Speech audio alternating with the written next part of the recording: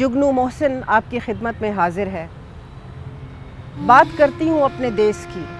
یہ میرا دیس جس کو ان گنت نسلوں نے، کئی مذاہب نے، کتنی ثقافتوں نے اور بے شمار صدیوں نے نوازا. اس کے کیا رنگ ہیں، اس کی کیا روایتیں ہیں، اور اس میں کیسے کیسے لوگ بسے ہیں اور بستے ہیں. آج ہم لاہور میں ہیں اور میرے ساتھ موجود ہیں لاہور کی بلکہ پاکستان کی میری نگاہ میں سب سے ممتاز شخصیت. And in the interests of full disclosure, I'm proud to tell you that he's my uncle, Sayyid Babar Ali Sahab. Assalamu alaikum. Assalamu alaikum. Lovely to be here. Well, you've been too superlative about me. I'm so proud. اور یہ میں اپنے viewers کے ساتھ share کرنا چاہتی ہوں کہ آپ کی کل 94 ماشاءاللہ سالگرہ تھی. You're 94, going on 21 it seems. Long may you live. نہیں، اللہ کا بڑا کرم ہے، healthily. بڑی اس کی مہربانی ہے. آپ 1926 میں لاہور میں پیدا ہوئے. آپ کے والد سر سید مراتب علی شاہ صاحب تھے جو کہ ایک کاروباری خاندان سے تعلق رکھتے تھے. آپ کی والدہ سیدہ مبارک بیگم جو لاہور کی مشہور فقیر خانہ فیملی سے تعلق رکھتی تھیں. تو آپ جب وہاں پلے بڑھے، ماحول کیسا تھا اور والدین نے کیا آپ کو خود دلچسپی لے کے پالا؟ میں 4 بہنوں کے بعد پیدا ہوا تھا، تو اس لیے ماں کا چہیتا تھا. بہت انہوں نے پیار کیا، لاڈ کیا، لیکن انہوں نے مجھے سر پہ نہیں چڑھایا اور سپوائل نہیں کیا. ہاں، سپوائل نہیں کیا. اور وہ چاہتے تھے کہ میں میری جو پرورش ہے وہ صحیح طرح ہو، صحیح لوگوں سے ملوں. تو شروع میں سیکرڈ ہارٹ اسکول گیا جہاں کی میری بڑی بہن فاخرہ بی بی وہ وہاں کی پڑھی ہوئی تھی اور ان کا بڑا اچھا وہاں کا تجربہ تھا. تو اس کے بعد جب سیکرڈ ہارٹ میں اس وقت زمانے میں صرف 2 یا 3 سال تک لڑکوں کو رکھتے تھے. اس کے بعد کیونکہ وہ لڑکیوں کا اسکول تھا، اس کے بعد ان کو کہتے تھے کہ اب تم لڑکوں کے اسکول جاؤ. اس کے بعد جب میں وہاں سے فارغ ہوا تو میری جو بڑی بہن تھیں سریہ بی بی، ان کے شوہر مبارک Ali Shah H N college سے پڑھے تھے اور ان کا سارا خاندان، ان کے خاوند کا خاندان ایچ این کالج سے پڑھا تھا. تو انہوں نے وہ مجھے پکڑ کے لے گئیں ایچ این کالج. آپ کی بڑی بہن؟ اور وہاں ان کے جاننے والے تھے ایک استاد مولوی کرامت اللہ، اور ان کو کہا کہ دیکھو ہمارا، حالانکہ میرا ددھیال جو تھا وہ پنجاب چیفز میں سے نہیں تھا، وہ اس زمانے میں جو کاروباری تھے وہ گنتی میں نہیں تھے سوسائٹی کی. تو انہوں نے کہا کہ ہمارا جو ننہال ہے اس کے جو مرد تھے وہ ایچ این کالج میں پڑھے تھے. اس زمانے میں اس کا نام تھا ایچ این چیفز کالج کہلاتا تھا جی. تو انہوں نے کہا کہ میرے ماموں فقیر سراج الدین جو کہ میری والدہ کے بھائی تھے وہ وہاں پڑھے تھے. پھر انہوں نے بتایا کہ مبارک علی شاہ جو میرے بہنوئی تھے وہاں پڑھے تھے. تو اس ذریعے سے مجھے وہاں ایچ این کالج میں انہوں نے داخل کیا. اور اس وقت تک ایچ این کالج میں میرا جو نمبر تھا وہ 84 تھا، 84th. How many boys were there in the school at that time? 84. ہاں، so I was the 84th student. ماشاءاللہ. اور کیونکہ وہ اس میں جو آدھے مسلمان تھے ایچ این کالج میں، بعد میں یہ دیکھا میں نے، آدھے اس میں ہندو اور سکھ تھے، اور یہ روسا کے بچے تھے، مہاراجوں کے، نوابوں کے، اور جو بڑے زمیندار تھے اور جو مختلف ضلعوں سے جن کا تعلق تھا. نون تھے، ٹوانا تھے، بیدیز تھے، اور جو سکھوں کے خاندان تھے. اسی طرح ہندوؤں کے جو خاندان تھے، لالا میدا رام کے خاندان کے ان کے تھے. پھر مہاراجہ پٹیالہ، کپورتھلا، جیند، نابا، فرید کوٹ. اور پھر یہ جو پنجاب کی ہل اسٹیٹس تھیں، کلو، کانگڑا، یہاں کے، کیونکہ وہاں تو ہر گاؤں میں سے راجہ تھا تو وہ بھی تھے. تو اس طرح جس ماحول میں ایچ این کالج میں گیا، بڑا ہوا، تو ان سب کے ساتھ ایک وہاں جو جسے انگریزی میں کہتے ہیں کامریڈری، برادری، کمراڈری بہت تھی. کامرادری بہت تھی. یہاں میں آپ کو قطع کلامی معاف پوچھنا چاہتی ہوں کہ جب آپ داخل ہوئے H S N college, chiefs college میں، تو اس وقت آپ کا نام سید بابر علی تھا، لیکن جب آپ پیدا ہوئے تو آپ کو ساجد پکارا گیا. میں نے سنا ہے کہ آپ نے اپنا نام خود بابر رکھا تھا. وہ دراصل میں جب پیدا ہوا تو میرے بڑے بھائی نے آ کے دیکھا یہ تو ببر شیر لگتا ہے، تو اس زمانے میں ببر میرا نام پڑ گیا. تو جس وقت اسکول میں گیا تو انہوں نے کیا کہ اچھا میں سیکرڈ ہارٹ میں مجھے یاد نہیں، لیکن میں نے بعد میں یہ جا کے تفتیش کی اور پتہ چلا کہ میرا نام وہاں سید علی لکھا ہوا تھا، کیونکہ سید فیملی سے تھا اور علی فیملی تھا، اس میں بابر کا یا ساجد کا نام نہیں تھا. پھر جب میں وہاں داخل ہوا تو انہوں نے پوچھا نام کیا، تو میں نے کہا بابر علی. تو انہوں نے کہا بابر علی کیا ہوتا ہے؟ بابر علی. I see. تو بابر علی انہوں نے. That's how you got your name. ہاں. تو آپ کی والدہ، کیونکہ وہ میری نانی بھی تھیں، انہوں نے مجھے پالا، میرا بچپن 12 سال کی عمر تک ان کے ہاں گزرا. تو میں نے محسوس کیا اس وقت بھی کہ وہ فارسی، عربی، اردو اور پنجابی ثقافت میں ان کے اندر رچی ہوئی تھی. تو جب آپ کو انہوں نے پالا تو آپ کو کیا یہ وہ ساری جو ثقافتی مطلب جو ان کا ایک ورثہ تھا جو انہوں نے کوشش کی کہ مجھ میں بھی منتقل کریں، اس وقت وہ جوان تھی، تو کیا آپ کو بھی اس سے نوازا؟ بالکل، بہت. کیونکہ گرمیوں میں جب چھٹیاں ہوتی تھی تو ہم پہاڑ پہ جاتے تھے، پہلے مری گئے، بعد میں سری نگر جانا شروع کیا. تو وہ اس طاق میں رہتی تھی کہ کوئی ایسا اتالیق ملے جو کہ اردو، فارسی، شاعری اور ویسے ثقافت سے جس میں اس کی مہارت ہو. تو وہ ہمارے ساتھ ایز اے ٹیوٹر جاتے تھے.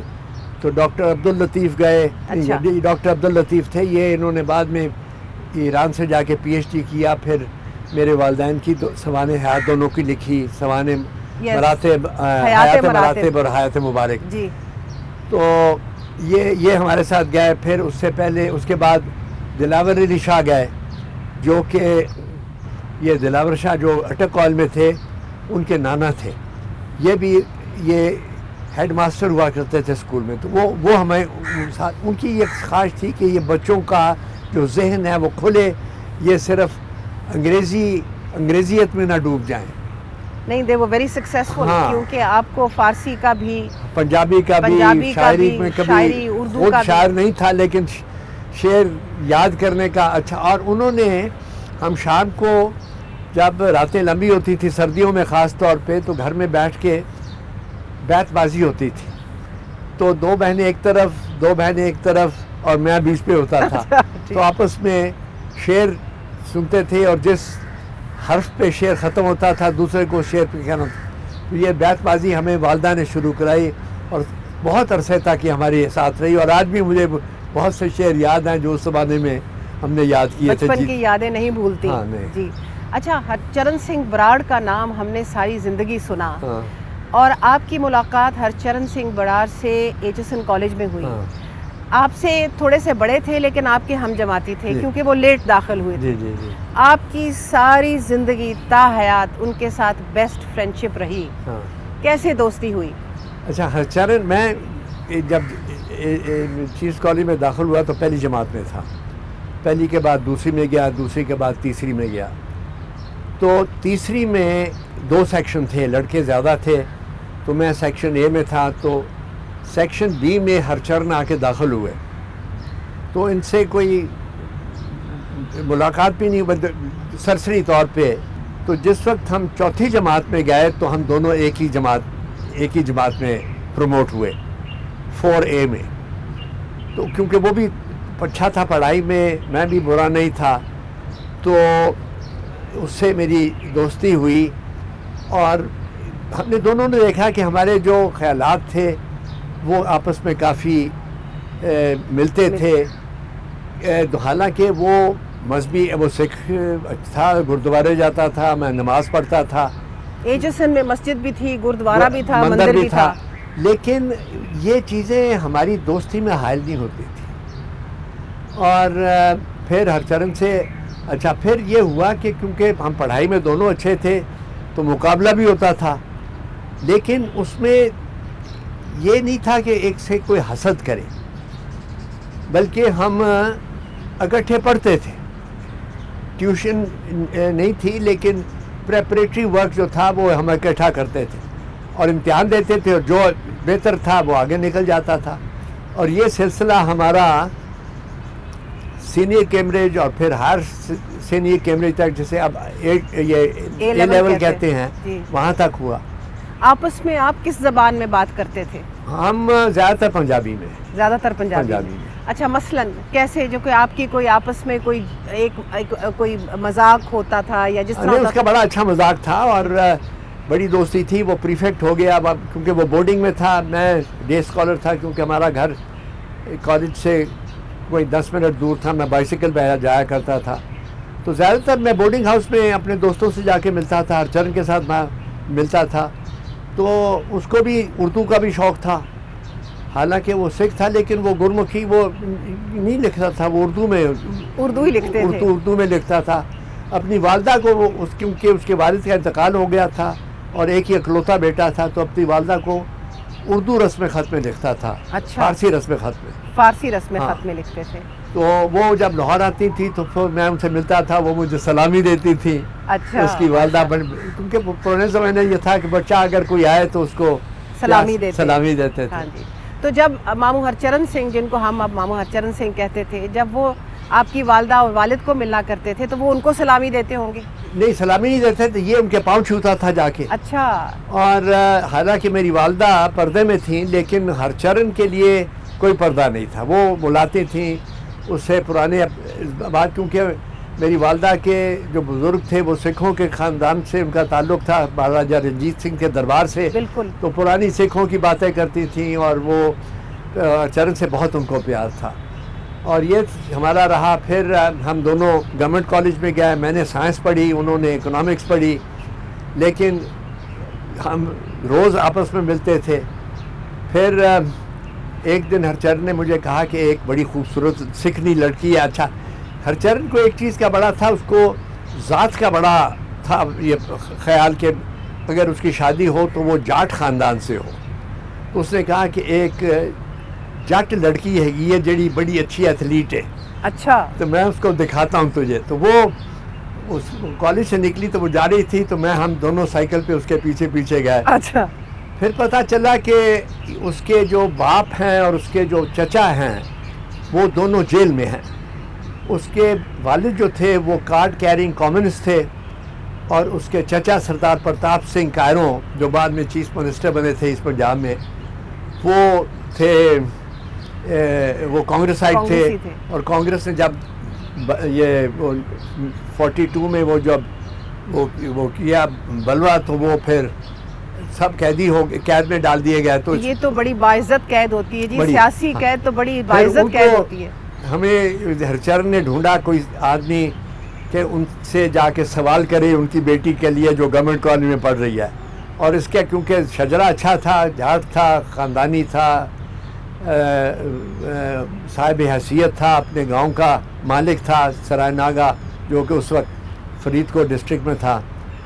تو انہوں نے کہا کہ لڑکا تو اچھا ہے لیکن ہم کوئی جواب نہیں دے سکتے جب تک جیل سے باہر نہ آئے. اچھا, ٹھیک. تو جب سے جیل سے باہر آئے پھر ہم سوال کرنے گئے. پھر ان کی ہم منگنی کہتے ہیں, وہ منگنا کہتے ہیں, سکھ منگنا, ان کا منگنا ہوا.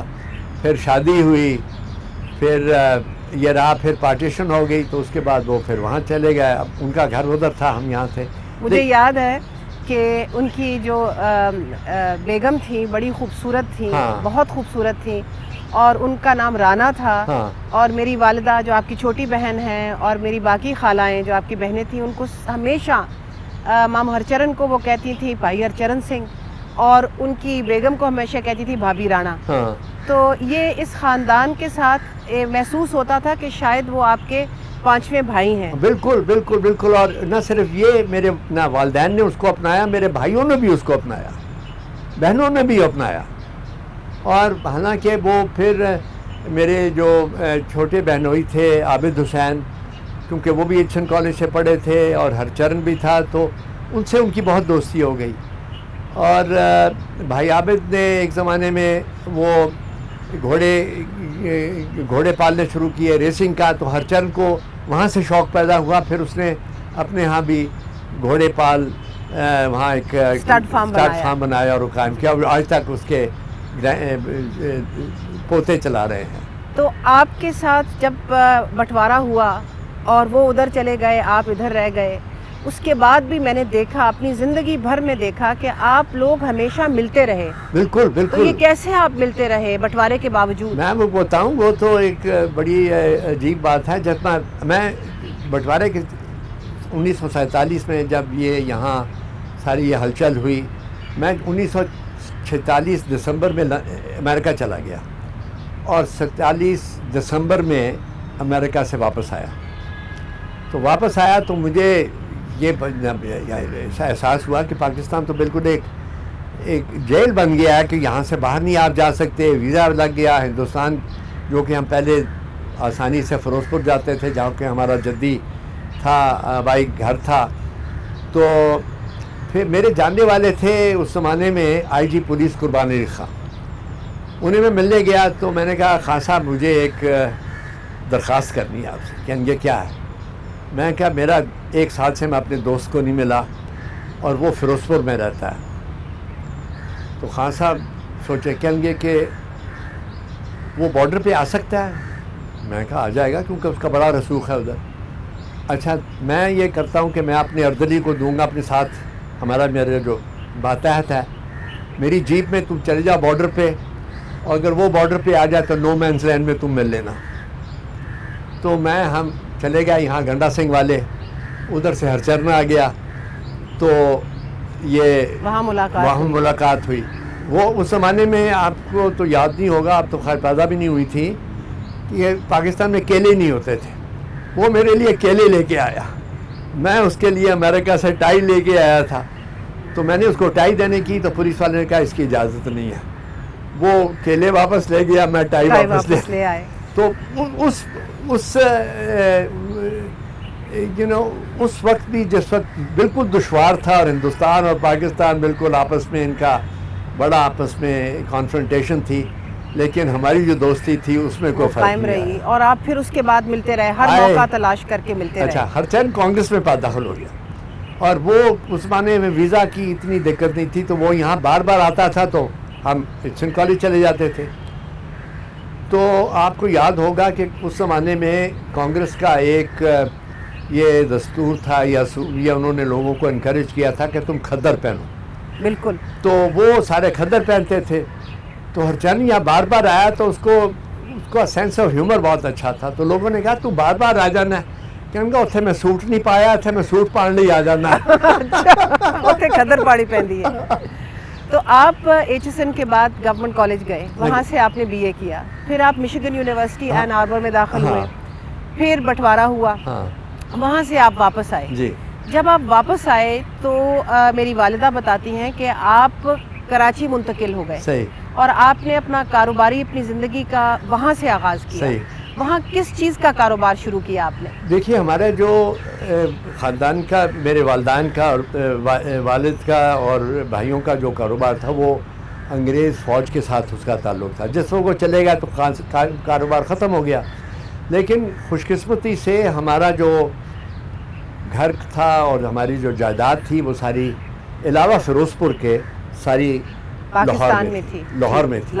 اور کچھ ایک گاؤں بزرگوں نے سکھوں سے خریدا تھا کوٹ رادھا کرشن میں 1930 میں بیدیوں سے. تو وہ یہ تو اور نقدی تھی، جو اثاثہ تھا وہ سارا نقد تھا. تو پھر اس وقت پھر پاکستان جب سے بنا تو گورنمنٹ نے کہا کہ اب یہاں آپ لوگ کاروبار کرو، جو کہ یہاں کی جو تجارت تھی اس علاقے کی وہ ساری ہندوؤں کے ہاتھ میں تھی. تو وہ چلے گئے. تو پھر پاکستان میں انہوں نے کہا کہ اب تم کاروبار شروع کرو، اور اس میں پھر میرے والد نے پہل کی اور میرے بھائیوں نے کی.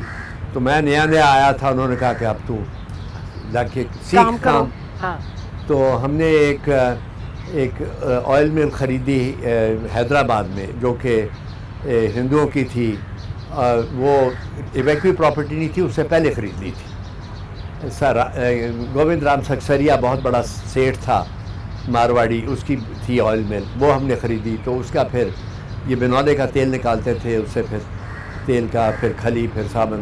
تو وہ اس میں کام شروع کیا. پھر کاٹن اچھا آپ کو یاد ہوگا کہ پارٹیشن اگست میں ہوئی, ستمبر میں کپاس اترنی شروع ہوئی, پھر جو جوننگ فیکٹریز تھی ساری ہندوؤں کی تھی, تو گورنمنٹ نے پھر وہ ہم کو بلایا کہ یہ دیکھو جننگ فیکٹریز تم چلاؤ, کیونکہ زمیندار جو محض کاشتکار ہے اس سے تم کپاس خریدو اور اس سے پھر تم روئی بناؤ, بنولا بناؤ, اور پھر روئی کو اب ایکسپورٹ کرو. یہاں تو کوئی ٹیکسٹائل مل تھی نہیں, دو تھیں چھوٹی سی, ایک برلا کی مل تھی اکاڑے میں اور ایک سری رام کی مل تھی لال پور میں, لیکن ان کی جو ضرورت تھی وہ اس سے بہت زیادہ کاٹن یہاں ہو رہی تھی. تو پھر ہم کاٹن کے ایکسپورٹ پہ گئے, وہ سیکھا کام, تو رفتہ رفتہ یہ کاروبار میں پڑے. پھر میرے بڑے بھائی سید واجد علی نے, ان کا اچھا تعلق تھا. یہاں میں آپ کی کو روکتی ہوں. میری والدہ بتاتی ہیں کہ جب آپ کاٹن ایکسچینج کا کام کیا کرتے تھے تو وہاں پر آپ کو ایک کافی بھاری نقصان ہوا کاٹن ایکسچینج میں. اس میں تو آپ کو وہ کہتی ہیں کہ آپ بڑے بے چین تھے کہ میں اپنے والد کو کیسے بتاؤں کہ میں اتنا نقصان کر بیٹھا ہوں. تو آپ نے کس سن میں کتنا نقصان کیا تھا؟ اس زمانے میں ہزاروں کا جو نقصان تھا وہ بہت نظر آتا تھا. جی بالکل بالکل. تو وہ کوئی میرے خیال 1-2 لاکھ روپے کا نقصان ہوا ہوگا. یہ دس از 1948, 49-50. 200,000 rupees in 1949-50. What would that be today? I have no idea. Must be in millions. Must be in the hundreds of crores. No. It must be in a few million. A few million. ہاں. Okay, so you then told your اس زمانے میں father. 1 روپیہ بھی, اس زمانے میں دیکھیے سونا 36 روپے تولا تھا. تو بس پھر then you can imagine what the worth of those 200,000 rupees was. ہاں. And your father didn't bat an eyelid apparently. نہیں بالکل نہیں. وہ تو کہنے کہ یہ تو دھوپ چھاؤں ہے, کبھی آج جیتے آج ہارے. لیکن وہ ہمیشہ ایک وہ کہا کرتے تھے کہ پرانی کہاوت ہے, اور کہتے تھے ہندوؤں کی کہاوت ہے کہ بیچ کے پچھتاؤ رکھ کے مت پچھتاؤ. بیچ کے پچھتاؤ رکھ کے مت پچھتاؤ. جو کاروبار کرو, take a quick decision. Take a risk. Take a decision. Take a decision. ہاں. Take a decision. That was his motto. That was something that I've lived with all my life. Take a decision. ہاں. اس کے بعد جب آپ نے cotton وغیرہ کا کام ختم کیا, آپ نے گھر بھی کراچی میں بنایا. ہاں.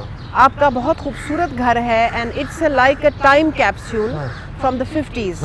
اس میں اسکینڈینیوین فرنیچر بڑا خوبصورت ہے, اس کی فنشز بڑی خوبصورت ہے, لیکن آپ وہاں رہے نہیں, پھر آپ لاہور منتقل ہو گئے. یہ کیسے ہوا؟ اچھا, یہ ہوا کہ جب میں کراچی تھا تو میری والدہ کو یہ بڑی اس چیز کی لگن تھی کہ میرا اپنا گھر ہونا چاہیے. یہ تھا ان کا کہ اگر میرے والد چلے جائیں تو میں بھائیوں کا محتاج نہ ہوں. تو انہوں نے جو ان کا اپنا اثاثہ تھا اس میں سے انہوں نے مجھے پیسے دیے کہ اس میں سے تو گھر بنا. بڑی بات. اور میری خوش قسمتی تھی کہ ایک میرے دوست تھے عبدالقیوم, جو انجینئر تھے. اس زمانے میں مجھے یہ نہیں پتا تھا کہ انجینئر اور آرکیٹیکٹ میں کوئی فرق ہوتا ہے. تو میں ان کے پاس گیا, میں نے کہا میں نے گھر بنانا ہے, تو میرا گھر ڈیزائن کر دے. کیونکہ وہ ان کے والد مولوی کرامت اللہ جنہوں نے مجھے ایچ این کالج میں داخل کرایا تھا, یہ وہاں انجینئر تھے سینٹرل پیٹ پر ڈبلیو ڈی میں. کہنے گیا میں تو نقشہ نہیں بنا سکتا, میں تمہیں اپنے دوست کو لے چلنا.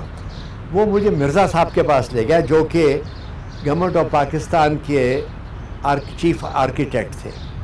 اور مرزا صاحب سے پھر میری دوستی ہوئی. مرزا صاحب نے گھر بنایا, مرزا صاحب نے اس کا فرنیچر بنایا. مرزا صاحب ایک بڑے اعلیٰ خاندان سے تھے, حیدرآباد دکن سے, شاعر تھے, اور ان کو کھانے کا شوق تھا, ان کو پینے کا شوق تھا, جو کہ ان سے میں نے, کیونکہ ہمارے گھر میں اس چیز کا نہیں تھا رواج, تو میں نے اس سے پرہیز کیا. جی. لیکن انہوں نے میری شروع کی زندگی پہ بڑا اثر کیا. So you learned from him. آپ نے اپنی کتاب میں بھی لکھا ہے نا, اس کا عنوان ہی یہ ہے لرننگ فرام ادرز, جو آپ کی سوانح عمری ہے. اور کیونکہ بڑا پڑھا لکھا آدمی تھا وہ, جے اسکول آف آرٹ سے اس نے بامبے سے کیا. پھر اس کے بعد اس زمانے میں آپ لڑائی کے دوران انگلستان میں کام کرنے والوں کی کمی ہو گئی, کیونکہ ان کی اپنے جو بچے یا جو نوجوان تھے وہ فوج میں چلے گئے تھے. تو انہوں نے کامن ویلتھ سے نوجوان وہاں کیے تاکہ ان کی فیکٹریوں میں کام کریں. تو مرزا اس میں گئے. They were known as Bevan boys. Bevan was the Minister of Labour. That's correct. In Churchill's cabinet. That's correct. So he was there. Then because he was interested in architecture, انہوں نے ARIBA کیا اور پھر ایک خاتون سے وہاں جو اسٹونین تھی پڑھنے آئی تھی انگریزی ولایت، اس سے شادی کی. اس کے بعد وہ آ گئے. تو پارٹیشن کے بعد وہ جو بھی ولایت گئے تھے وہ لوگ، وہ پہلے تو دلی گئے، دلی سے پھر جو پارٹیشن ہوئی تو وہ دلی سے یہاں ٹرانسفر ہوئے. پھر آپ لاہور جب آئے؟ وہ اس لیے لاہور آیا کیونکہ میں نے اپنے مکان کے سلسلے میں سویڈن گیا کچھ فرنیچر خریدنے کے لیے اور لائٹنگ. مرزا نے مجھے بھیجا کہ وہاں کا فرنیچر بہت اچھا ہوتا ہے. تو وہاں اچھا اس زمانے میں ہماری ریزر بلیڈ فیکٹری تھی، تو اس کے میں نے آدمیوں سے اپنے دفتر سے پوچھا، میں نے کہا کوئی سویڈن سے ہمیں کوئی چٹھیاں آئی ہیں؟ انہوں نے کہا یہ ایک کمپنی سے بار بار چٹھی لکھتے ہیں کہ اس کی پیکیجنگ مٹیریل ہم سے خریدو. اور وہ راؤزنگ تھے؟ وہ راؤزنگ کی فیملی تھی. تو ان سے جا کے ملا تو میں نے کہا کہ تم بجائے اس کے کہ ہم کو مال بیچو، چلو آپ فیکٹری لگاؤ، ہم تمہارے ساتھ تعاون کرتے ہیں. اس وقت آپ کی کیا عمر تھی؟ 25 سال. 25 سالہ نوجوان روبن راؤزنگ کو ملا، ہاں، جو کہ نہیں اس کے اہلکاروں کو ملا، اس کے اہلکاروں کو ملے، اور وہاں جا کے 25 سال کی عمر میں آپ نے پیشکش کی کہ آپ ہمارے ساتھ آ کے جوائنٹ وینچر کریں ہاں، اور ہم پیکیجنگ یہاں پاکستان میں بناتے ہیں. دیکھیے کہ تو پھر آپ کے اندر خود اعتمادی پہلے دن سے تھی، تو پھر ببر شیر تو بن ہی گئے تھے.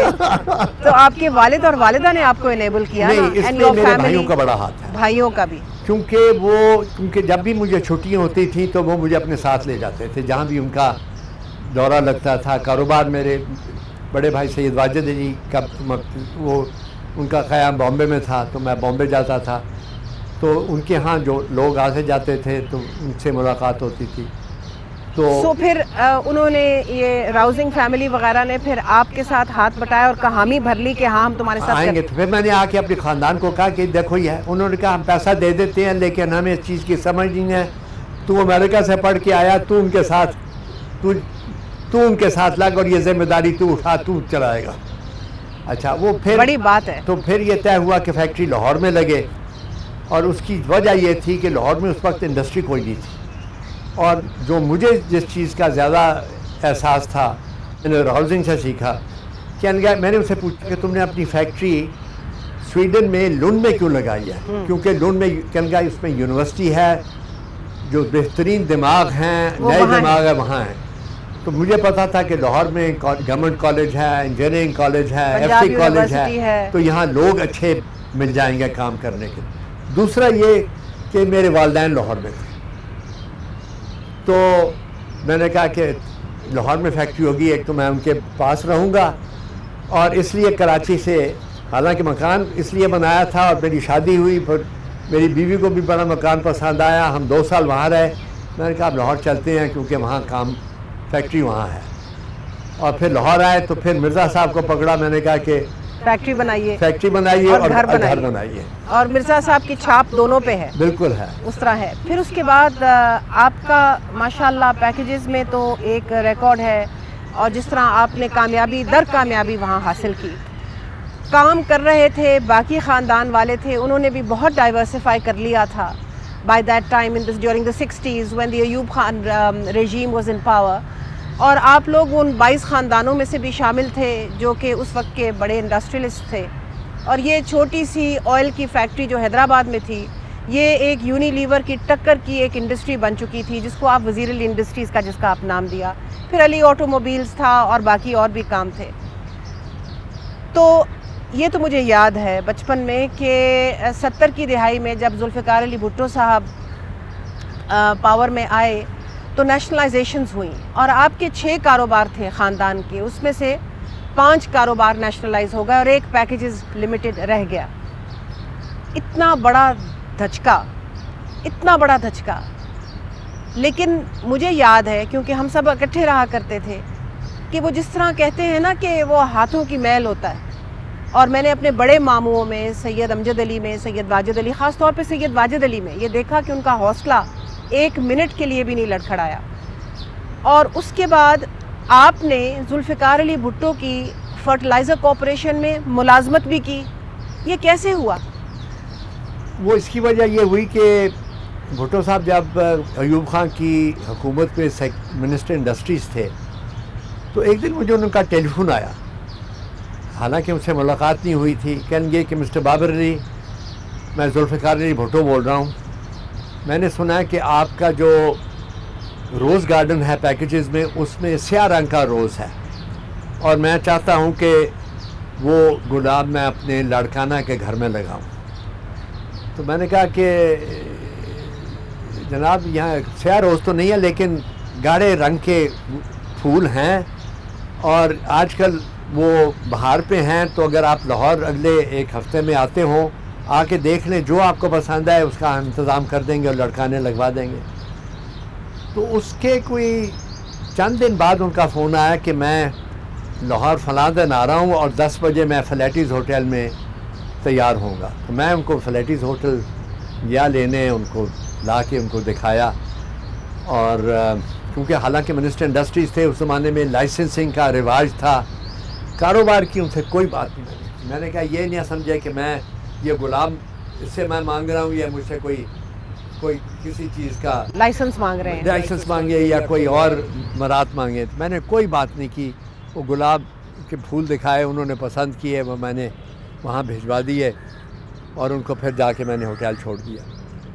اچھا, انہوں نے پھر جب وہ اقتدار پہ آئے تو انہوں نے جو تھا ان کا پرائیویٹائزیشن کا ڈپارٹمنٹ, انہوں نے کہا کہ I want you to get Babar Ali to work for the government.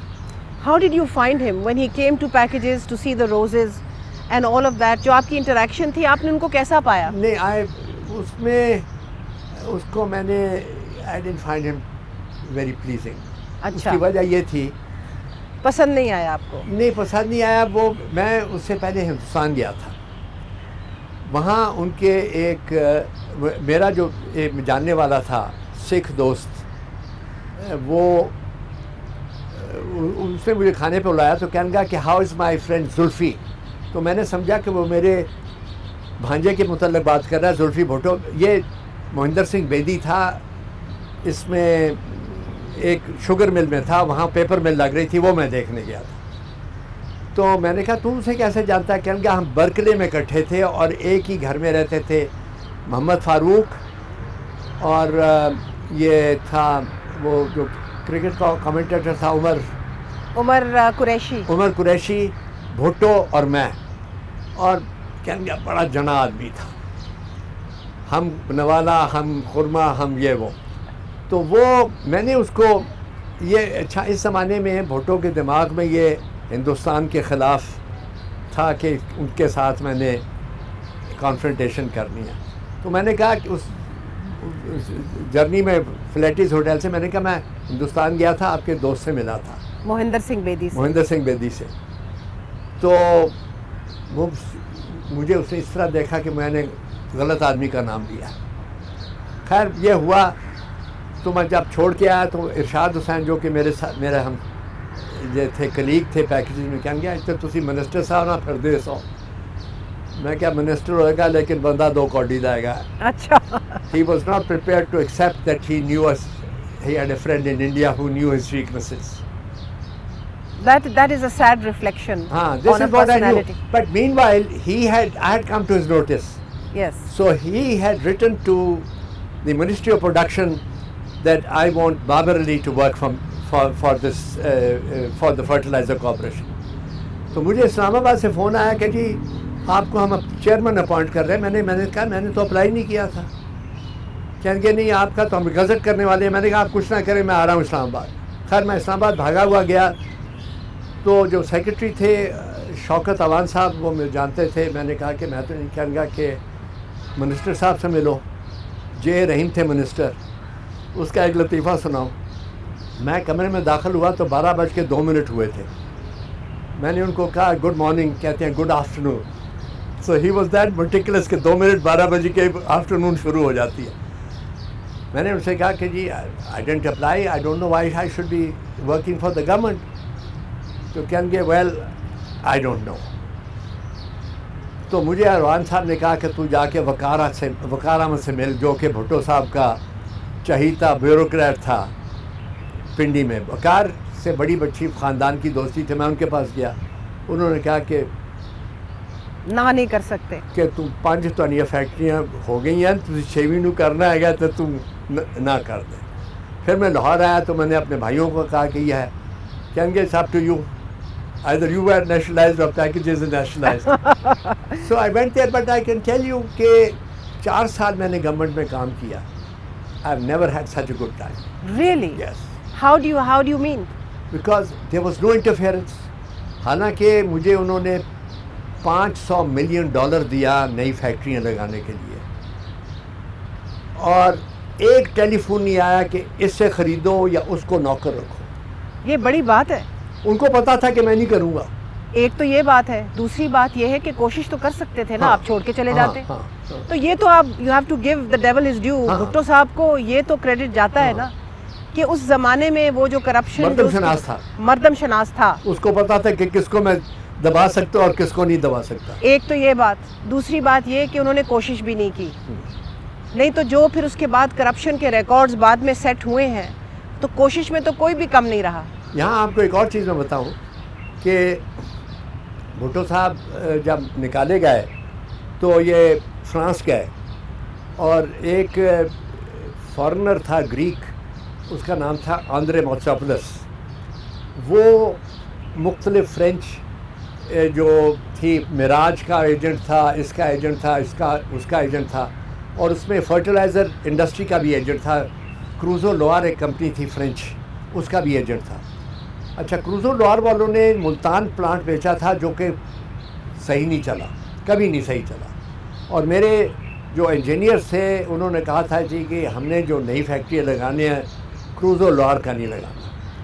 تو اس وہ رحیم صاحب جا چکے تھے, ان کی جگہ رفیع رضا آئے. رفیع رضا سے میرا اچھا الیک ہو گئی. تو میں نے رفیع رضا نے کہا کہ who is going to get this contract for Mirpur Mathelo. میں نے کہا یہ نہیں پتا کس کو ملے گا, لیکن یہ میں آپ کو بتا دوں کہ کس کو نہیں ملے گا. کروزو لوار کو نہیں ملے گا. اور میں نے کہا آپ کو یہ میں بتا دوں, آپ کو شاید پتہ نہ ہو کہ اس کا ایجنٹ ہے آندرے موتسوپولس, جو کہ بھٹو صاحب کا جگری دوست ہے. تو آپ پرائم منسٹر کو جا کے کہہ دیں کہ اگر انہوں نے آندرے کا پلاٹ لگوانا ہے تو he has to look for a new chairman. تو رفیع رضا کہنے لگا کہ do you really mean it. میں نے کہا یس. 3 دن کے بعد مجھے رفیع رضا کا فون آیا. I talk to the prime minister and he said tell him he can do whatever he likes. Bhutto صاحب کے بعد ضیاء الحق کا دور شروع ہوتا ہے. یہ 80 کی دہائی کی میں بات کر رہی ہوں. تو انہوں نے کہا کہ تمہارا نام میں بھیج رہا ہوں. میں کہا نہ بھیجو, کیونکہ میں تو پالیٹکس میں ہوں نہیں.